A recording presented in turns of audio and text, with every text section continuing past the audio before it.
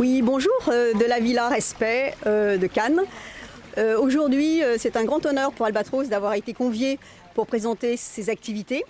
Et il a été décidé avec le fondateur de Triptyque, Kadik, que nous présenterions très brièvement un historique d'Albatros depuis l'origine, puisque nous avons la chance d'avoir avec nous des personnes comme Hélène Do qui étaient à l'origine notamment d'Albatros à Singapour il y a presque 25 ans.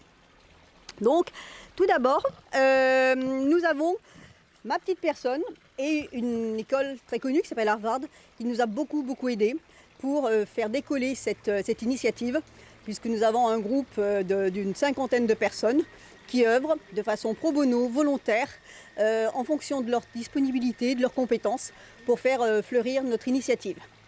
Albatros, c'est éducation gratuite des jeunes au développement durable. Développement durable dans tous les sens du terme, c'est-à-dire les 17 objectifs du développement durable des Nations Unies. Donc, nous avons commencé notre aventure avec le président Sarkozy à l'exposition universelle de Shanghai en 2010. Et là, nous avions donc des livres trilingues sur l'environnement, eau, air, terre, feu, énergie.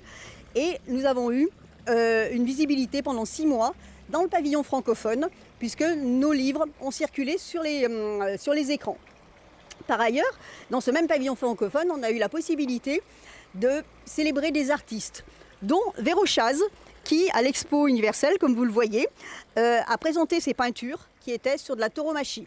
Donc Véro Chaz est une Stéphanoise qui elle-même a maintenant une galerie sur la plaine du Forêt.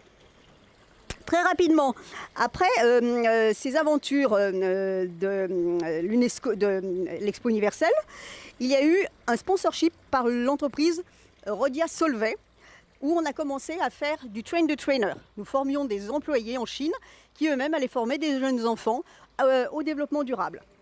Puis, la notoriété est venue aussi parce qu'on a eu des événements sur la Loire et moi-même étant stéphanoise, on a eu donc la SS qui nous avait sponsorisé pour certains événements.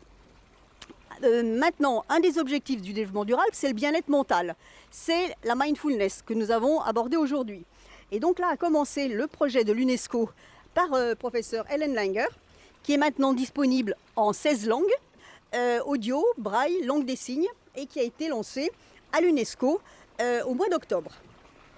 La particularité de ce projet, c'est au dos, vous avez une jumelle numérique de l'auteur avec qui vous pouvez converser dans toutes les langues et avec un audio. Aujourd'hui, nous avons eu une démo avec notre nouveau sponsor Delphi AI qui a permis de comparer Hélène Langer live et Hélène Langer en digital twin.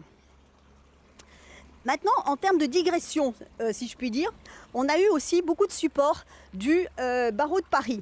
Parce que pour monter toutes ces digital twins, bien évidemment, le barreau de Paris s'est mobilisé. Et nous avons obtenu un trophée pro bono pour nos activités et surtout tous les avocats du barreau qui nous aident pour s'assurer que nous, notamment pour l'intelligence artificielle des enfants, nous soyons dans les clous. Parce que c'est un univers très récent et donc et en pleine émergence. Donc je tiens vraiment à remercier tout particulièrement un cabinet qui est le cabinet Bredin-Pratt, parce qu'il y a toute une équipe IA avec Juliette Crozet, Olivier Sabat, Timothée Guinchou, qui travaillent et qui continuent de travailler sur d'autres projets relatifs aux médias et à l'IA.